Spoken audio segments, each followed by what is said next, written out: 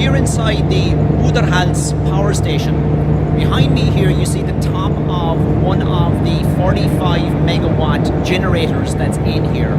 Now what you're looking at here behind me is the actual, let's say, brains of the actual turbine itself, in that it's connected to the grid, and in response to grid signals, the equipment up here starts telling the turbine underneath whether to speed up or slow down for grid synchronization to generate X amount of power as required.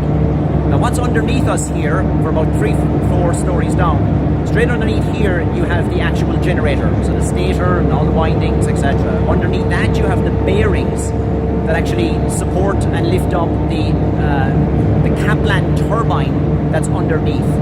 You also have the spiral where the water comes in, if you like, behind that wall there, into a spiral, so that it increases the pressure and the velocity, and it hits into the actual Kaplan turbine underneath. And each of the blades in there are controlled by servo motors, and by opening and closing those by using those servo motors to control the actual direction of the blades, that's how they actually generate more or less electricity. It's an impressive place. Like the other power plants that we came across in our trips, again, they have a lot of lifting equipment. Big cranes up there for an assembly area where they start putting, when they're commissioning the plant and putting it together, they start building the equipment, and they use the cranes to run it along and drop it down into the position underneath. Now again, that hexagonal shapes here, that's all temporary flooring to be taken out. And one of the design features of this building was that they wanted natural light. So they have natural windows, you can see them above here, above where the cranes run, but to allow natural light for the workers, so that they know if it's day or night when they're in here. Pretty impressive place. Let's go downstairs and see some of the insides. So behind me is the heart of the power station. It's a Voith high pressure control system. It basically has two functions. It controls the pressure for the oil going into the bearings, so as to get the actual generator or the turbines spinning without friction, and controls that. And it also controls the pressure going into the stator motors, that controls the amount of water flowing into the actual turbine. That's how they regulate the amount of electricity that they generate at any one time. So this is the heart of the system. What you see behind me is the cooling system for the actual bearings in the turbine and the generator. Now this is something you don't see every day. The actual shaft coming out of the turbine underneath, the one up driving the generator above us. Don't fall in.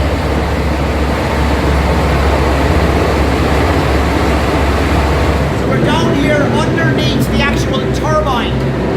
What you hear behind me is the water actually releasing after going through the turbine and on its way out of the station. It's pretty noisy down here. Again, the entire spiral behind me is encased in concrete to reduce the actual vibrations. So behind me here is one of the two battery rooms. This is what they use if there's a total power cut or outage, and so they can backstart the actual generator from power here locally. Control system, and behind me one of the screens from Voith's Hycon SCADA system. So what we're seeing here is a quick summary of all of the parameters from the Kaplan turbine that's installed here all around the water flow, and obviously if there's any alarms or anything generated, they pop up here. But they also go to the control center, because this is actually another remotely operated site. There are people here on site maybe a couple of times a week, but it's primarily an automatic lights out control system. Right, I'm here outside the power station. You can see the water outflow from the plant itself flowing into this reservoir here beside me. Well, it's Friday afternoon, last day of the Discover Hydropower tour, and I'm not sure who the Icelandic weather god is, but he's smiling on us. We're out in the sunshine again. We're out on a trek around some of the reservoirs for the hydro station we visited this morning. So it's fascinating to see that each of the hydropower stations around here feeds to the next one. So they maximize the water.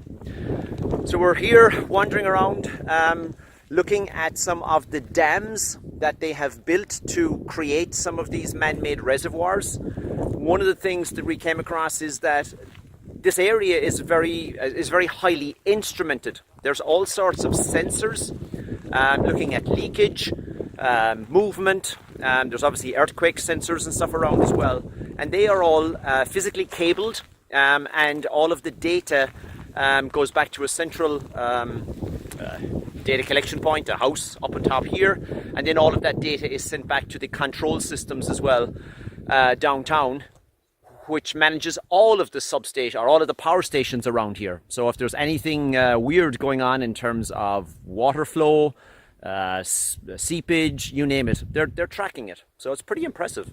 The entire place is instrumented.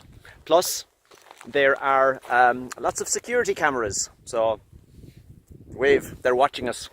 But hey, for a facility like this is what you need to do.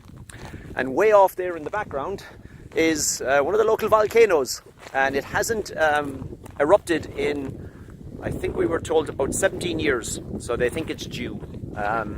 Hopefully not this evening. So we're up in the reservoir. Behind us here is the spillway. If the actual power station stops taking in water, the water will gradually build up and overflow so as to relieve any pressure.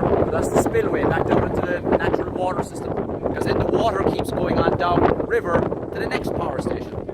So here's something interesting.